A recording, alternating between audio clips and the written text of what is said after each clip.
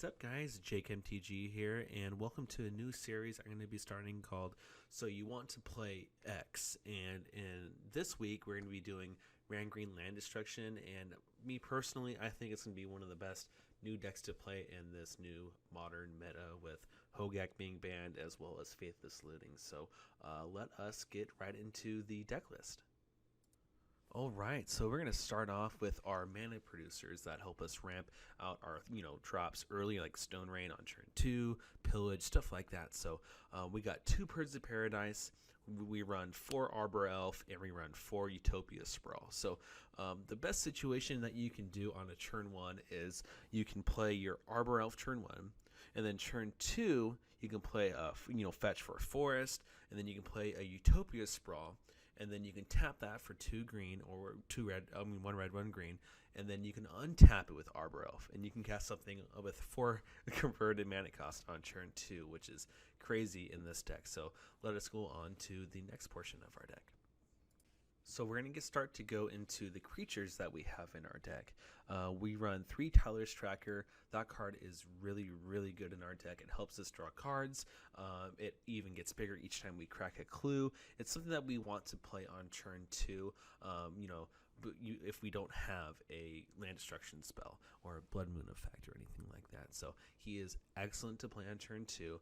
And then also we run our dragons. Storm Breath is great against control. It can't be path. It's very versatile. It's also strangely good enough against humans.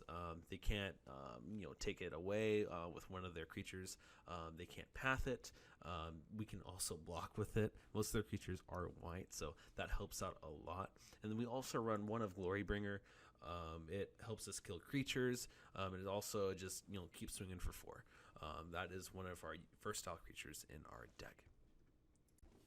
So now we are getting into the more of the higher CMC cost in our deck. We run 1 Carnage Tyrant. It's pretty great against control. Can't be countered. It has hexproof. Only way to get rid of this thing is through a board wipe. So that card is really great. We also run 2 Inferno Titans. Whenever that thing attacks, you can ping something for either 1, 2, or 3, or spread it across anything that you like. It kills creatures. It quickly kills our opponent. It's a card that we like.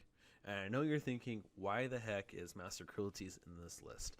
For me personally, it's one of my pet cards, but also it's strangely good in this deck. I played at GP Vegas last weekend, and it was just an all-star. Getting him down on turn 3 against a Tron deck that you already say destroyed their land, they just look at that card and like, hey, I can't deal with this on turn 3, plus you already destroyed my land, so they just scoop. It happens with control decks if they don't have a path. They can't even be it has to be double bolted, so it can't even be fatal pushed. It's great. Also, it's an insanely good blocker. It's first strike death touch, so don't have to worry about that. And so that's why I love the card. And now we're getting to the land destruction part of our deck. We only run 2 Stone Rain because it's just a destroy target land. It's just straight on focused on that.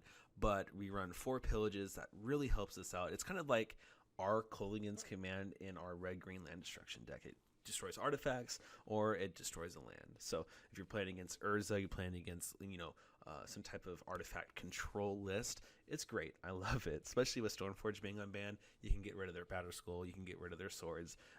It's really cool. And then with Acid Moss, I'm not going to even try to say the first word in that card. I just can't. But with this card, it's super great. It helps us ramp. We can destroy that land on turn 2 with Acid Moss, get a land, a forest. You can either get Stomping Ground, you can get an Overgrown Tomb in this list.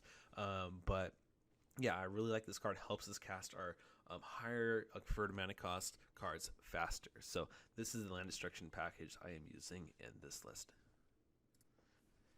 And we also run Trinisphere. If you play this on turn 2 and we're on the play, they can't cast anything on their turn 2. And then you just follow up with a turn 3 land destruction. It wins games by itself just doing that. And then also Blood Moon. It's one of my personal favorite cards, and it's great on this list. You can just keep them on red if they're not a red deck to keep destroying their basic lands so they can't cast anything. So that is great. Also, we run 2 Abrades to deal with creatures, deal with artifacts, because we don't run that much creature, death. So that's why we play Abrade. It's versatile in the main. And these are the 2 Planeswalkers that we play in the list. We run 2 Chandra Torch of Defiance, and we run 1 Chandra's Awakened Inferno. With Torch of Defiance, if you can get that out turn 2, it's really powerful. We can either keep looking on the top of our library for cards if we need to, or we can also uptick to add 2 red mana to start ramping. And then the -3 kills creatures, and then if you get to ultimate her, it's game winning. Just like exactly with most Planeswalkers, but if you can get her out turn 2 and you can ult it right away, it's great. With Chandra Awakened Inferno, it's really super great against control. We can just plus uptick it, and it's super hard for them to handle without just detention sparing it or just Celestial Purge it. So it needs to be dealt with against control, or just we keep upticking it, giving them emblems, and it's gonna win the game through itself. So, and then also against the smaller creature decks, we can just board wipe them with the -3, and then just deal damage, 3 damage to all non-elemental creatures. The -X is we don't really use that much unless there is something with high toughness, like against a Thought-Knot Seer, we can exile it, get rid of it. That's one of the only reasons that we would use that, unless we have a specific threat that's like 1 toughness, that's the only creature that's out there, we can get rid of that as well. And now we're going into the land section of our deck. We run 4 Windswept Heaths, we run 4 Wooded Foothills, we run 1 Kessage Wolf Run, we also run 1 Overgrown Tomb, 3 Stomping Grounds, and then our basics in our deck, we run 1 Snow-Covered Mountain and 8 Forests. And now we're going to go into the sideboard. So let's start with the creatures that we have. We will have 1 Carnage Tyrant, which is good against control decks, good against Jund.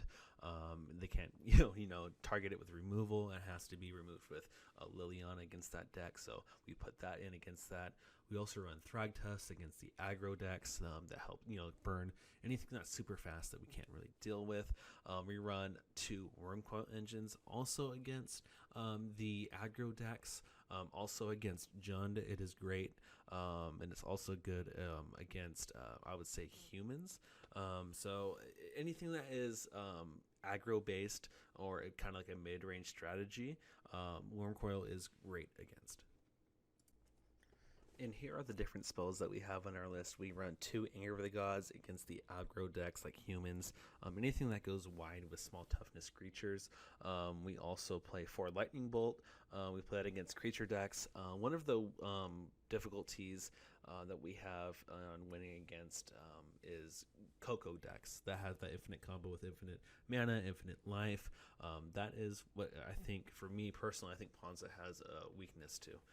So that's why I put 4 Lightning Bolt in to get rid of those mana dorks that just ramp them up infinitely. So we also run 1 Shatterstorm against artifact decks.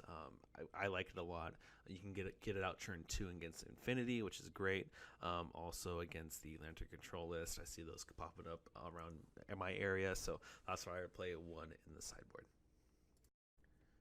And here are the last 2 different cards we have on our sideboard. We run 1 Choke against the blue-white control list. Also, it's pretty good against Urza because they play a lot of snow-covered islands. So that, from what I was seeing, they're running around about 7 or 8. So Choke is really good against them. So any blue-based control deck too really locks them up. I also play 3 Grafdigger's Cages. I think it's great against any Coco decks that we have a weakness to.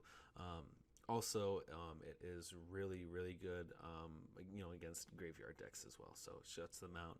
They can't cast anything. So that is why I play 3 Cages in the sideboard. All right, and that's Ponza for you. So for me, I think this is going to be one of the stronger decks in the format for sure with its new bannings and unbannings. So tell me what you guys think. I also would love to know what you guys are going to be playing in this new meta.